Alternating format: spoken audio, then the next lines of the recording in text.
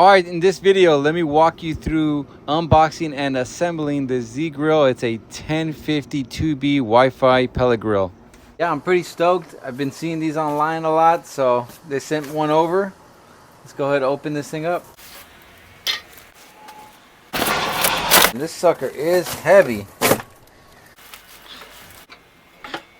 Got the grill bare. Gotta put everything together. So far this thing looks heavy duty. Got the hopper, some other pieces in here, the stack, owner's manual wheels, a couple other grill grates.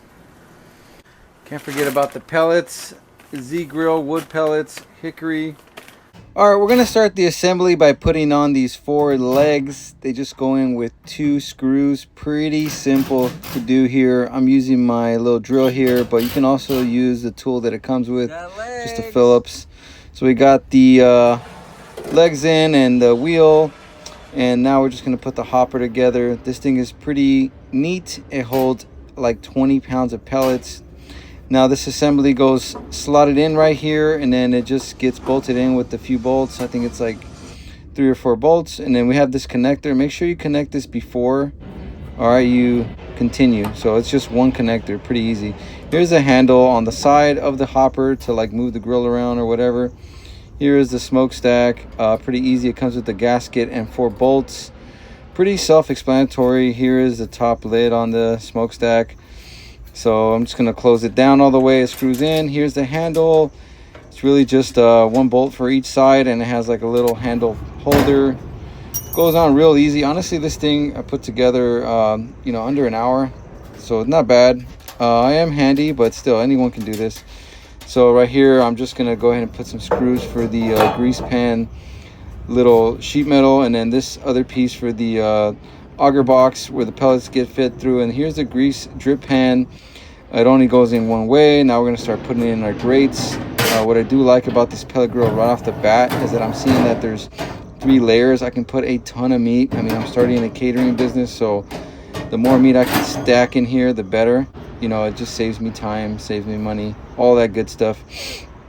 So here we're going to just put this little, it's like for cleaning out the pellets or whatever. It's just 1 screw, pretty easy to put. And then another thing for the cable or power cable. And then right here we're going to be putting, this is like for ashes. It just goes on, you just screw it in. It's pretty easy. So I'm going to go ahead and put the pellets in here. I'm going to throw the whole bag in there.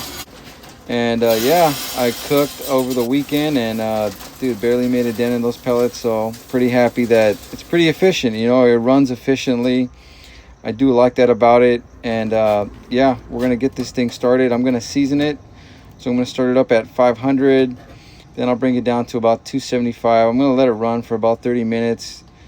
And you gotta season this before you cook on it. That's just protocol. If you've seen any of my other videos or any other videos when it comes to new grills, you must season it to start.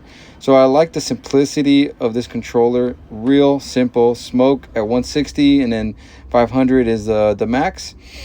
And it has like a little prime button if you want to feed more pellets. But dude, 3 buttons and 2 buttons and a knob. That's super easy. And yeah, I really did like this pellet grill. I'm not showing you how I cooked on it, but I'm telling you. And yeah, I really like this thing. I think it's definitely worth it to have. I have another pellet grill. I won't mention the brand, but I'm really digging this one, man. I just cooked a brisket on it, and it was, dude, it was great. It was delicious. Customer was happy.